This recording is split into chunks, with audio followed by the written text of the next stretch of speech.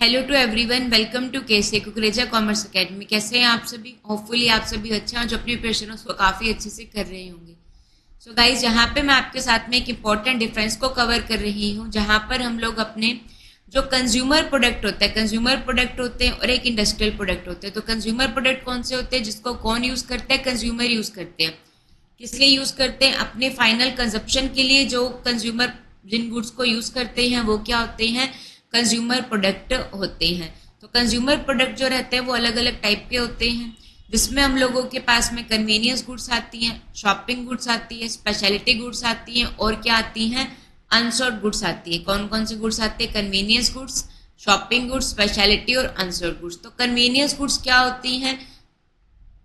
Convenience goods वो goods होती है जो हम लोग बहुत जल्दी पर खरीदते रहते हैं, बहुत जल्दी उनको क्या करते हैं? परचेज करते हैं, जहाँ पर हमें इतना ज़्यादा कंपैरिजन करने की रिक्वायरमेंट नहीं होती, हम डेली बेसिस पे इन प्रोडक्ट को परचेज करते हैं। वो क्या होती हैं?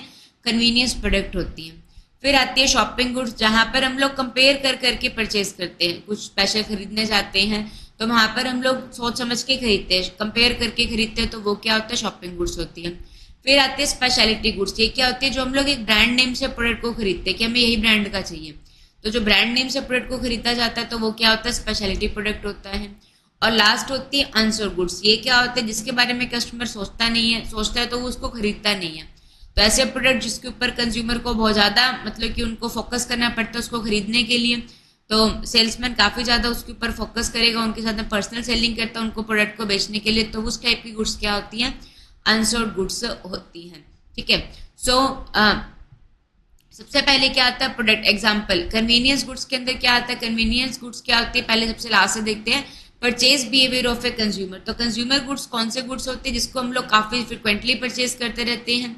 ठीक है, जहाँ पर हम लोग कम समय लगाते हैं उसको परचेज करने के अंदर। हमें पता है कि जैसे हमें बिस्कुट खाना है तो हमें ये बिस्कुट खाना है, इसलिए हम लोग क्या कर सकते हैं? आइडेंटिफाई कर सकते हैं, है ना? हैंड्स ऑफ यूज़ करना है तो वहाँ पे इतना ज़्यादा एफर्ट करने की रिक्वायरमेंट नहीं होती है। हम लोग कंटिन्यूसली बेसिस पे उसको परचेज करते हैं और खरीदने के अंदर, शॉपिंग करने के अंदर वहाँ पे समय भी कम लगता है और एफर्ट भी कम लगते हैं। ठीक है। लेकिन जो शॉपिंग गुड्स होते हैं उसको हम लोग कभी कभार खरीदते हैं, तो वो क्या होती है? इनफ्रिक्वेंट परचेज होती है। उसके अंदर हमें काफ़ी ज़्यादा कंपैरिजन की क्या होती है? नीड होती है। जब उनको खरीदा जाता है तो उनके ऊपर कंपैरिजन किया जाता है, तो वो क्या होती है? शॉपिंग गुड्स होती है। स्पेशलिटी गुड्स क्या होती हैं? जो हम लोग ब्रांड नेम से खरीदते हैं, कभी कभार खरीदेंगे, इनफ्रिक्वेंट परचेज होगा, ब्रांड नेम से खरीदते हैं, एक्सटेंसिव सर्च करके खरीदते हैं, तो यहाँ पे स्पेशलिटी गुड्स होती है। शॉपिंग गुड्स में क्या होता है? कंपेयर कर करके खरीदते हैं। जैसे कि एक सूट खरीदना है तो अलग अलग कंपेयर कर करके खरीदेंगे, तो वो क्या रहता है? हम लोगों के पास में स्पेशलिटी गुड्स हो जाएंगे, वो क्या हो जाएंगी? शॉपिंग गुड्स हो जाएंगी, जहाँ पर हम लोग कंपेयर करके परचेज करते हैं। लेकिन जो ब्रांड नेम से परचेज करते हैं वो क्या रहती है? स्पेशलिटी गुड्स होती है। तो ये आप लोगों के पास में आ जाएगा। Okay okay. जो स्पेशलिटी गुड्स रहती है ये क्या होती है? जो हम लोग एक ब्रांड नेम से खरीदते हैं वो क्या रहती है? स्पेशलिटी गुड्स होती हैं। और अनसोल्ड गुड्स तो जो हम लोग कभी कभार खरीदते हैं, बहुत ज़्यादा इसके अंदर जो सेल्स पर्सन होता है वो क्या करता है? पर्सनल सेलिंग करता है, तब जाके कोई पर्सन क्या करता है? इन गुड्स को खरीदता है। जैसे कि इंश्योरेंस हो गया, तो वो इतना फ्रिक्वेंटली परचेज नहीं करता है कंज्यूमर, तो ये क्या रहती हैं? अनसोल्ड गुड्स होती हैं। तो ब्रांड लॉयल्टी, तो कन्वीनियंस गुड्स के अंदर कोई भी गुड्स आ जाए कोई प्रॉब्लम नहीं है, तो इसके अंदर क्या होता है? इतना ब्रांड के बारे में बस हमें अवेयर होता है, बट हम सब्स्टिट्यूट को भी एक्सेप्ट कर लेंगे। जैसे कि अगर लक्स का शॉप नहीं तो कोई और शॉप ले लेंगे। ठीक है। शॉपिंग गुड्स के अंदर हम लोग स्पेसिफिक ब्रांड को प्रेफर करेंगे, बट सब्स्टिट्यूट्स होंगे यहाँ पे भी।